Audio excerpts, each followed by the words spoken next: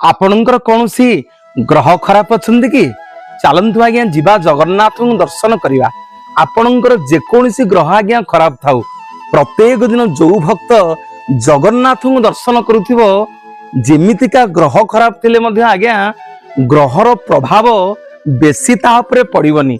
ग्रह आज्ञा मनुष्य जन्म नहींचे ग्रह नक्षत्र को धरिकी आमको चलने को पड़िबो। कारण जगन्नाथ महाप्रभु प्रत्येक दिन ग्रह नक्षत्र पाठ करा जाए। जी जगन्नाथ को प्रत्येक दिन दर्शन करुथिबो आम महाप्रभु निकट में 27 नक्षत्र आउ नवग्रह हाथ जोड़िकी जगन्नाथ पाखे अच्छा प्रभु कौन सेवा करू आमको निर्देश दिंतु।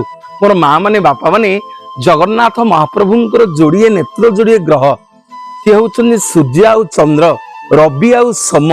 महाप्रभुंकर नाक होउछन्ति मंगल आउ अधर होउछन्ति बुध एवं महाप्रभुंकर मुखमंडल होउछन्ति शुक्र एवं महाप्रभु जो रत्न खोदित तिलक लगांती सी होउछन्ति बृहस्पति एवं महाप्रभुंकर वर्ण कला वर्ण कृष्ण वर्ण सी होउछन्ति ग्रहराज शनि एवं जगन्नाथ महाप्रभु गोटे राहु रेखा लगी हुंती सी होउछन्ति राहु एवं स्वयं कालिया शांत तांको कंठी रे गोटे झोबा कंठी धारण करती सी होउछन्ति आज्ञा केतु।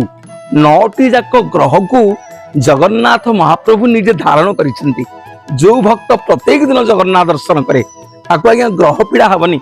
समस्त ग्रह को जगन्नाथ उलट पालट करदेला वाला मो महाप्रभु निकट में आपण माने गले देखिए रत्न सिंहासन रे जगन्नाथ बाड़पटे 5टी दीप एवं एपटे बड़ ठाकुर बलभद्र बाड़पटे 4टी दीप 9टी दीप 9टी ग्रह स्वरूप एवं जगन्नाथ मुंड उपरे रत्न सिंहासन उपरे गोटे चांदुआ टणा है 27टी नक्षत्र को धारण कर चांदुआ आज्ञा महाप्रभुंर ये विचित्र लीला आपण देखिए 9टी ग्रह 27 नक्षत्र को महाप्रभु धारण करिक रत्न सिंहासन रे बसिछंती एवं नवग्रह मंदिर को जीवे लक्ष्मी मंदिर पाखे नवग्रह मंदिर विश्व ब्रह्मांड रे आज्ञा एमितिका नवग्रह मंदिर आपण देखिबेनी।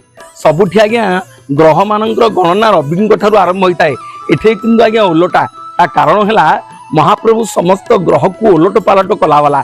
जी जगन्नाथ भक्त जी प्रत्येक दिन जगन्नाथ दर्शन करे जी जगन्नाथ शरण को जाए महाप्रभु तार समस्त ग्रह को उलट पालट कर दियंती। निवेदन करी जदि कौन ग्रह खराब पड़ी कौन ग्रह पीड़ा रे आपण माने कष्ट पाउछंदी प्रत्येक दिन मो कालिया शांत को दर्शन करंतु। प्रत्येक दिन जगन्नाथ को दर्शन करंतु। जी जगन्नाथ को दर्शन करे तार कौन ग्रह तार अनिष्ट करि पारे नाही।